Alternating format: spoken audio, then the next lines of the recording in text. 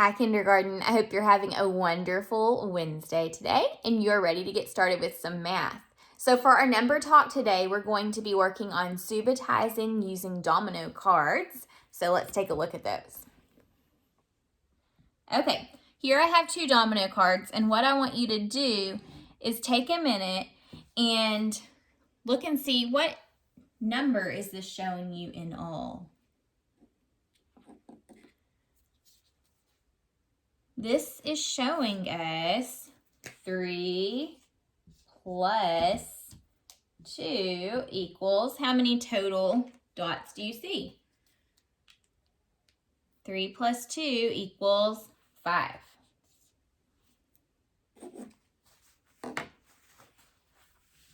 Okay, let's try another one.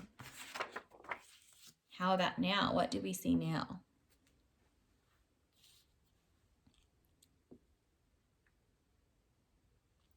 I see 5 plus 3. I noticed that if I was to put 2 more dots here, that would make this card show 10. And I know 5, or not 10, I'm sorry. That would make this card show 5. And I know 5 plus 5 is 10. So if I go backwards 2, I should get the answer. So 10, 9, 8. 5 plus 3 equals 8.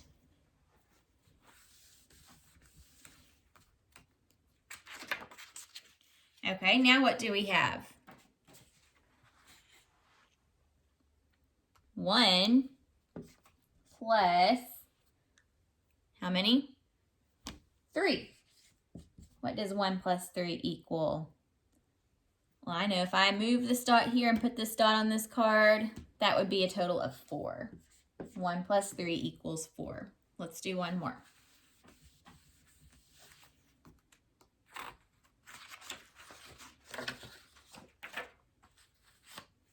Okay, what do we have now? 2 plus 1. What is 2 plus 1? 1, 2, 3. 2 plus 1 equals 3. All right, so if you are trying to add using dominoes, you can always, in your head, kind of move around the dots to where they could go to help you get the answer, or you may be able to quickly add in your head, but we'll keep practicing adding with our domino cards in subitizing. All right, let's take a look at our word problem of the day.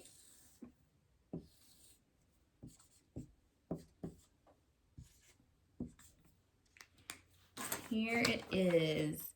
Let's read it together. Manuel has 4 strawberries and 2 apples. How many total pieces of fruit does Manuel have? Okay, let's read it one more time and listen for the question this time.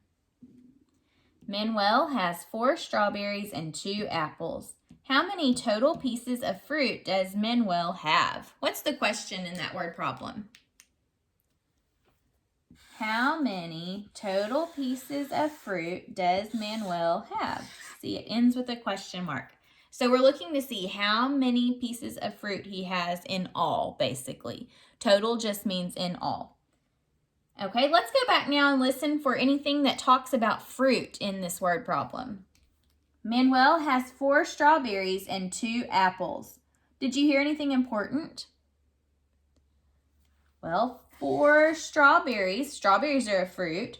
And 2 apples. Apples are also a fruit. So we need to know how many total pieces he had of those fruits.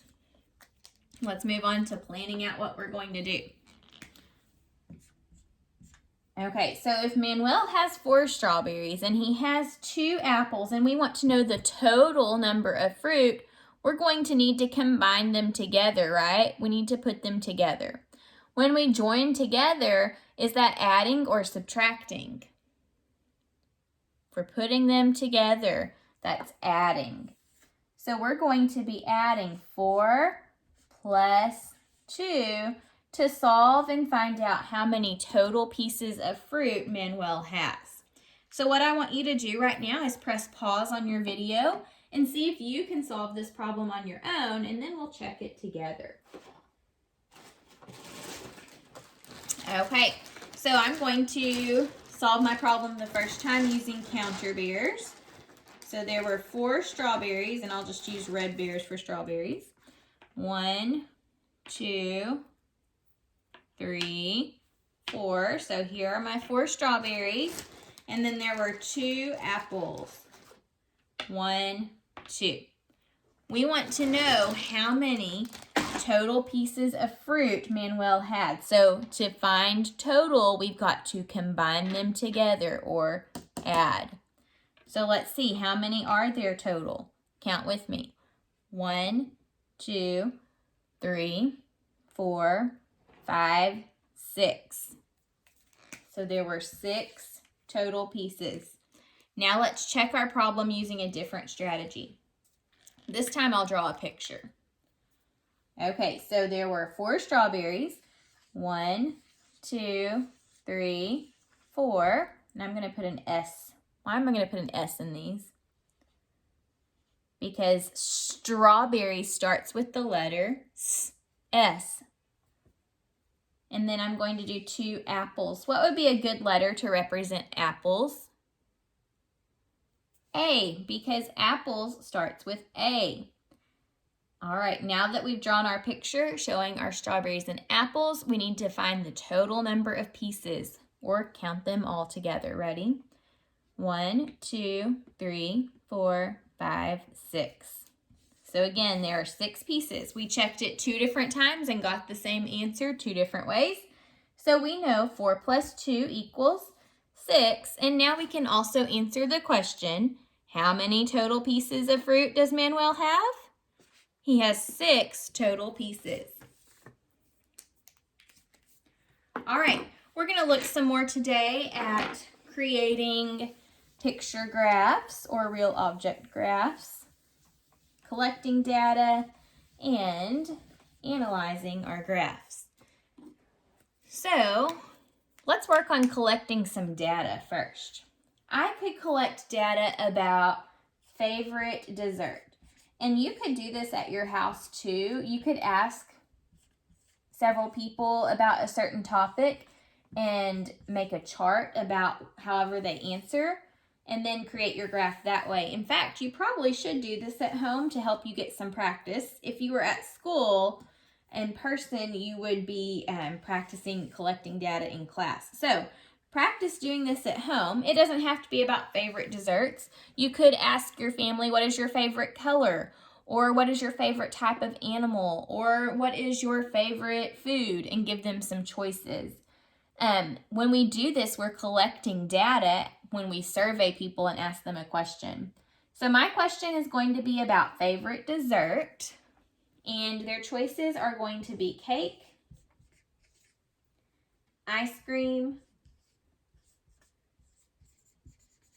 or pie. And they have to choose between one of those things. So if they don't really like desserts at all, they'll still have to really decide, okay, if they had to have one, which one would it be? When you survey people, you want to ask several. So if your family is kind of small, maybe you have some friends that you could also call and ask them this so that you could work on creating your chart.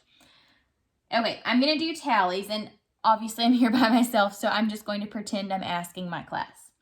Okay, class, so I have a class of 10 kids. Out of these desserts, class, what is your favorite dessert? Cake, ice cream, or pie?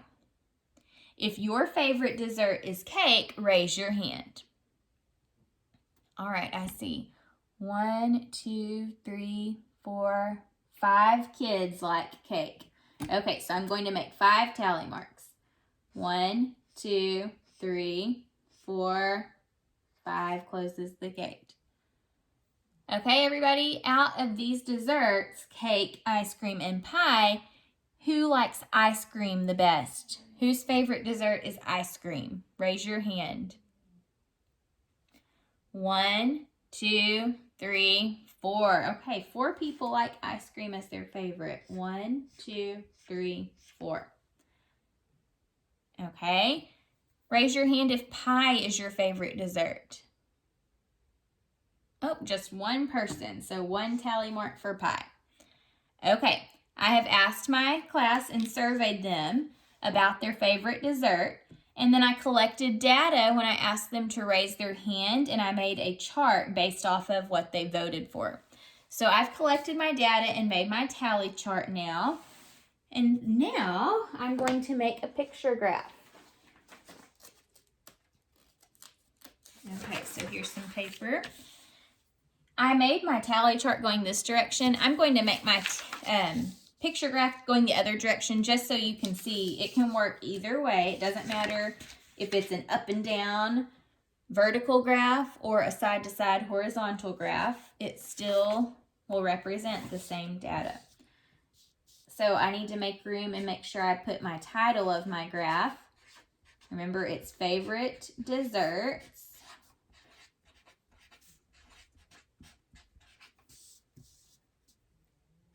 And then I'm going to make my labels of my picture graph. Hold on, let me separate it into 3 categories since I gave 3 choices for desserts. So we had cake, ice cream, and pie. Okay, now one more thing that a picture graph has is usually what's called a key. So with the key, you draw what your picture is going to be on the graph. So I'll use smiley faces this time. And then you tell how much that equals. So on my graph, if you see a smiley face, it equals 1 vote.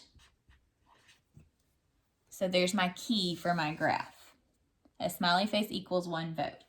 Okay, so hopefully this will all fit where I need so y'all can see. How many people voted for cake as their favorite? Look at my tally chart. How many people voted for cake? 5 voted for cake. So I need to draw 5 smiley faces on my picture graph to represent 5 votes for cake. 1, 2, 3, 4, 5. Okay, here are my 5 votes for cake. How many people chose ice cream as their favorite dessert? Ice cream had 4 votes. So 1, 2, 3, 4. And then how many people chose pie as their favorite dessert?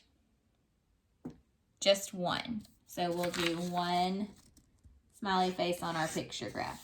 Okay, and now we've created our picture graph. Let me ask you a few questions about our picture graph now. How many people voted for pie as their favorite dessert? Here's pie. How many people voted for pie? Just 1 person voted for pie. How many students voted for cake as their favorite dessert? This is cake. How many voted for cake? 1, 2, 3, 4, 5. So 5 people voted for cake. Which dessert got the least number of votes? Which dessert got the least number of votes? Remember, least means the smallest amount. So which dessert got the smallest number of votes, or the least? Pie got the least number of votes. It only got 1 vote. So that would be the least number of votes. Which dessert got the greatest number of votes? The greatest number of votes. Cake got the greatest number of votes. It had 5 votes. Ice cream was close, but ice cream only had 4 votes. So cake had the most or greatest number of votes because it had 5 and the others had a smaller number. Here's a tricky question. How many people voted for ice cream and cake in all? How many people voted for ice cream and cake in all? So in all means we've got to add them together. So to figure out how many people voted for cake and ice cream in all, we're going to count both the cake and ice cream and see how many there were. So ready? 1, 2, 3, 4, 5, 6, 7, 8, 9. So in all, 9 people voted for cake and ice cream. All right, here's your challenge I'm going to leave you with today. I want you to create your own tally chart at home by surveying your family or friends, and then also work on creating a picture graph using the data that you collected at home when you are creating your tally chart. So remember, you have to first survey your friends or family by asking them a question. It doesn't have to be about their favorite dessert, but it can be. You could ask their favorite food. You could ask their favorite animal. You could ask their favorite season. Anything you can think of. But when you survey them, you can only give them a few choices to choose from. Okay? So ask, create your tally chart, and then make your picture graph. Okay? This will be great practice for you. We'll work a little bit more on this tomorrow. I'll see you then. Bye.